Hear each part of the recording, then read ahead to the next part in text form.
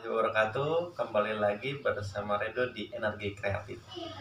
Oke teman-teman, sekarang saya mau bahas masalah turbin angin ya. Oke, ini turbinnya besarnya dia 300 watt. Ada spesifikasi di sini. Outputnya DC 12 volt. Berapa ampere? 300 watt dibagi 12, kira-kira segitu. Oke, ini blade-nya. Saya cuman bawa 2. Oke. Sisanya di sini.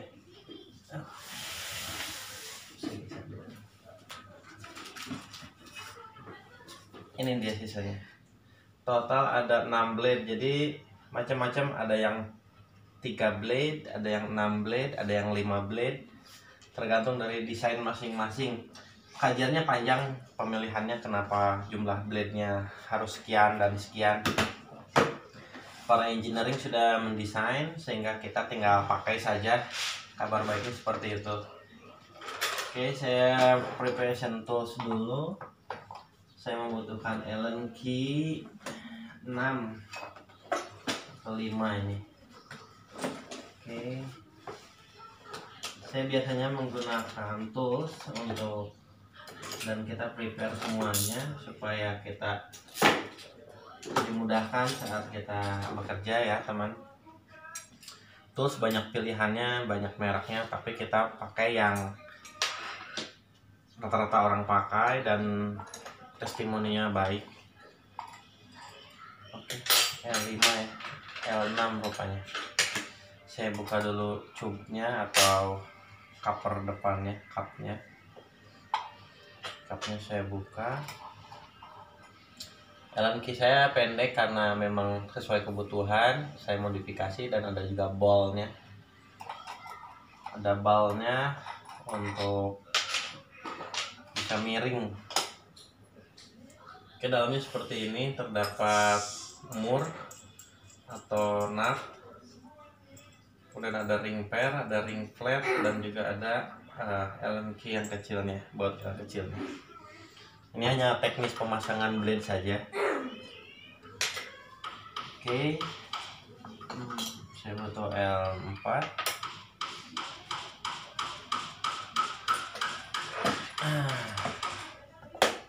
Saya akan coba longgarkan satu, saya pasangkan. Ternyata teman-teman pernah ada yang pasang sendiri blade-nya, ternyata salah orientasi. Blade-nya itu berputarnya clockwise ke kanan. Kalau kita berhadapan dengan turbin anginnya berputar ke kanan. Oke. Coba kita lihat, ini kan nggak pas ya, kita nggak bisa paksakan. Nah, dengan seperti ini kita pas. Oh sorry, putarnya berarti kalau anginnya dari sini, putarnya ke kiri. Ups, berat, sorry.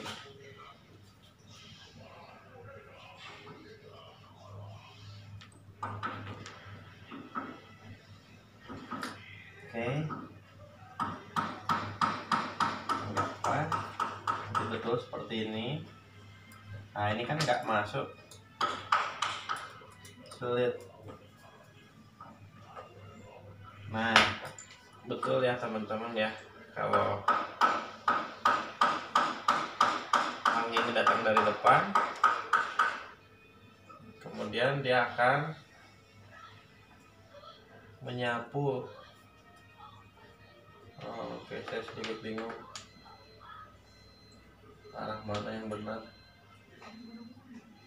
Nah, yang ini yang benar, ini buntutnya. Angin datang dari sini, dia berputar ke sana.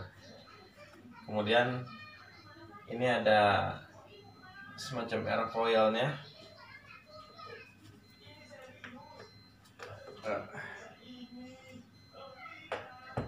Karena kalau angin datang dari sini, dia menyapu ke arah sini, itu depannya besar ini bukan seperti itu. Tapi yang harus menyapu adalah leading edge-nya atau blade yang depannya, sehingga orientasi yang benar seperti ini.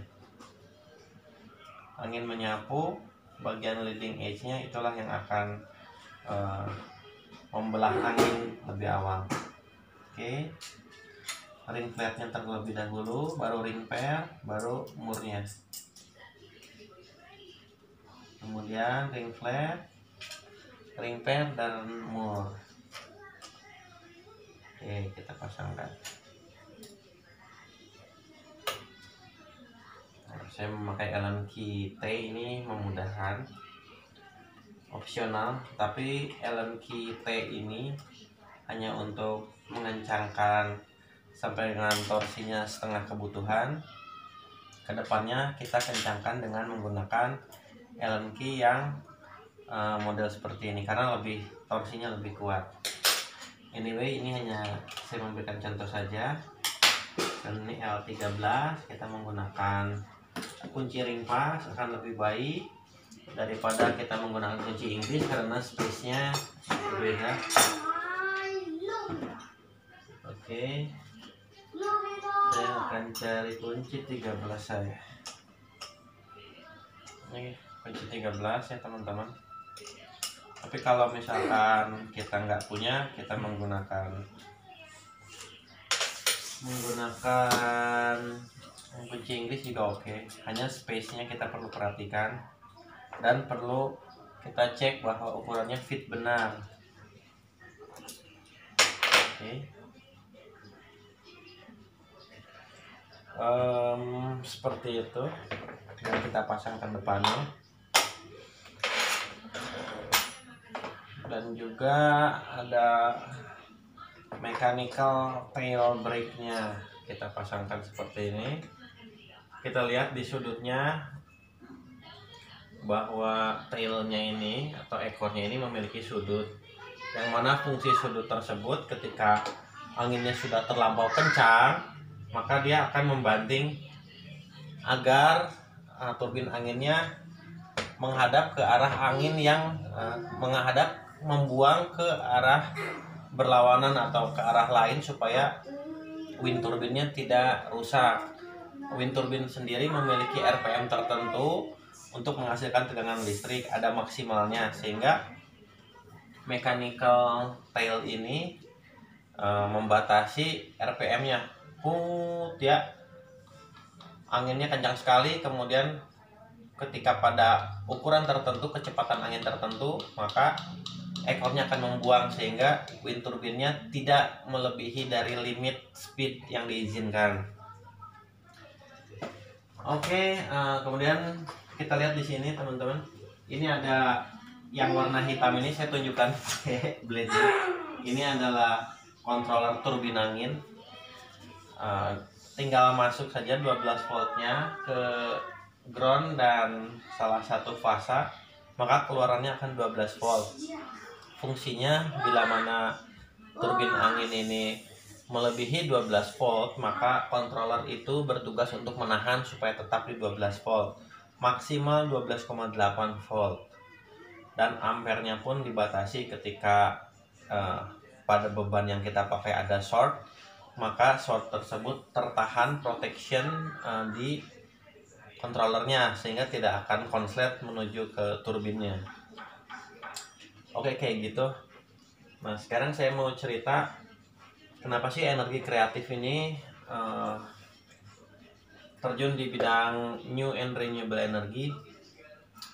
Jadi kita ini punya misi, yaitu ingin mengelektrifikasi Indonesia, atau energi kreatif itu dibentuk oleh saya sendiri sebagai founder atau yang merintis begitu.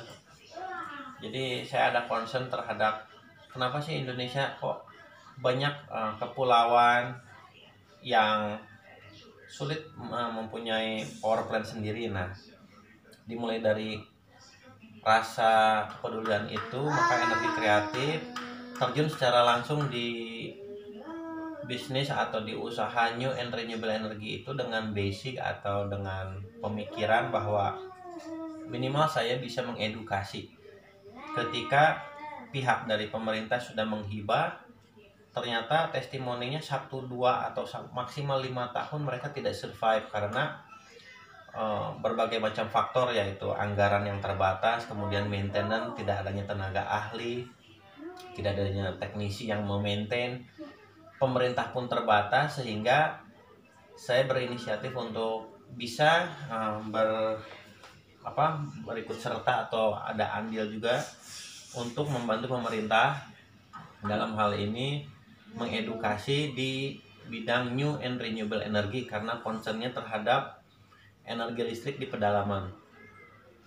Mengedukasi ini seperti apa langkah yang kami sudah lakukan, yaitu kami tentunya perlu operational fund atau perlu pendanaan operasional, sehingga saya memutar otak dan berinisiatif untuk bertugas sebagai penyedia dari equipment atau alat-alat panel surya, turbin air mikrohidro, turbin angin, dan alat konversi energi lainnya. Kemudian alhamdulillah kita menyisihkan sebagian dari keuntungan tersebut untuk mendanai operasional ketika kita mentraining. Contoh, saya ambil skupnya di SMK. Oke, maaf sambil minum ya. Proyek yang pertama kali Energi Kreatif lakukan tahun 2014, kita mentraining di salah satu SMK yang dekat dengan markasnya Energi Kreatif, yaitu di SMK 1 Depok.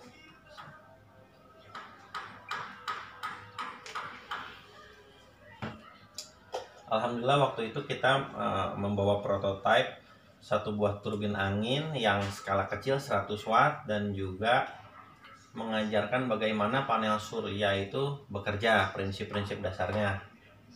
Nah, mudah-mudahan dengan langkah kepedulian tersebut kita mengintroduce atau mengenalkan renewable energy ini bisa menumbuhkan minat bahwa ada loh marketnya, ada loh kebutuhannya di new and renewable energy, karena Indonesia negara kepulauan dengan banyak sekali gugusan pulau-pulau terluar atau pulau-pulau kecil yang penduduknya hanya mungkin di bawah 1.000 orang. Mereka membutuhkan power plant sendiri karena sumber daya mereka kalau kepulauan itu angin, matahari, dan air biasanya. Nah, mostly yang mana nanti kita itu kan based on position, kita justifikasinya. Nah, sehingga seiring waktu berjalan Energi Kreatif ini tumbuh ke arah menjadi penyedia atau penyuplai panel surya. Tentunya itu hanyalah bisnisnya saja, tapi tujuan utamanya adalah ketika user membeli alat ke kita atau kita dipercaya oleh user untuk mendesain sebuah sistem, kita akan memberikan seluruh paket edukasinya, baik itu ke usernya langsung, ke pengguna, ke masyarakat sebagai pengguna, kemudian ke pihak-pihak terkait bahwa seperti apa sih kedepannya cara maintain, karena tujuan utamanya adalah harus sustain.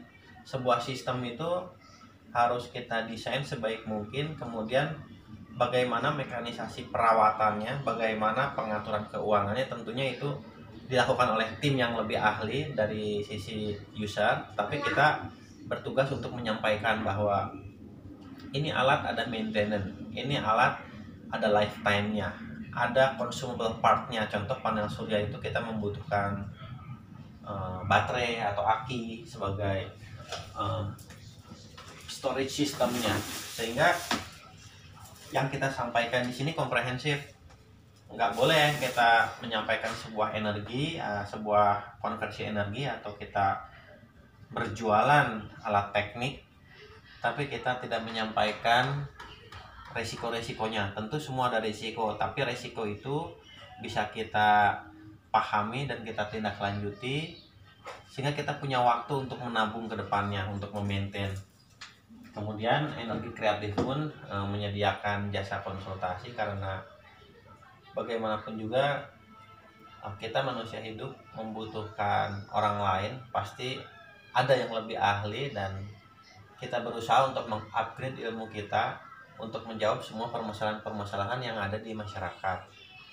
terutama untuk skupnya di sini adalah yang terluar, yang terpencil, dan juga yang belum terelektrifikasi, atau gimana sistem kita sudah kita pasang itu menjadi tanggung jawab kami untuk memaintain ke depannya. Memaintain banyak cara, bisa melalui technical assist, bisa melalui visit langsung, bisa melalui secara tidak langsungnya kita mentraining warga-warga lokal di sana untuk how to maintain, bagaimana untuk bisa merawat, troubleshootingnya. Ya memang aksesnya adalah telepon, itu satu-satunya jalan ya, tapi seringkali kita menyarankan bahwa tolong kirim satu dua orang teknisi yang memang punya passion di bidang teknik, suka ngoprek, kirim ke kita gojlok di sini 1-2 hari. Mereka akan menjadi minimal mereka punya pandangan seperti apa cara mengukur arus, bagaimana cara mengukur tegangan, bagaimana cara wiring atau troubleshooting yang terjadi. Karena basicnya adalah mereka ini atau alat-alat ini plug and play semuanya. Kita tinggal pasangkan sesuai prosedur yang berlaku, kemudian kita tinggal rawat mereka. Baik, seperti itu sih kira-kira teman-teman. Mudah-mudahan banyak para pengusaha lainnya ataupun teman-teman yang mempunyai kepedulian di bidang renewable energy, terkhusus untuk Indonesia yang memiliki kepulauan gugusan, kepulauan kecil, terluar, tidak terjamah oleh listrik negara, kita bisa bantu melalui berbagai macam cara, sehingga mudah-mudahan taraf hidupnya atau dengan adanya energi ini semua bisa menopang kehidupan menjadi lebih baik. Oke sih gitu. Mudah-mudahan semua teman-teman ada beberapa yang terinspirasi atau mungkin memiliki ide-ide untuk pengembangan. Silahkan, sangat kita open mind sekali untuk berdiskusi, karena ini menjadi masalah bangsa Indonesia dan keahlian saya di bidang teknikal, sehingga itulah kontribusi yang bisa saya lakukan ya. Kemudian teman-teman yang lain juga ada yang bergerak di bidang yang sama. Semakin banyak akan semakin baik, karena 10 orang, 10 volunteer, 10 pengusaha tidak akan cukup untuk menangani Indonesia yang segini luasnya. Oke teman-teman, seperti itu aja sih. Mungkin insya Allah di video berikutnya saya akan sharing tentang bidang yang lain. Dan jangan lupa ya, harus ingat klik like and subscribe, follow juga Instagram dan YouTube kami. Oke, tunggu video-video edukasi berikutnya. Sehat selalu, jaga kesehatan. Assalamualaikum warahmatullahi wabarakatuh.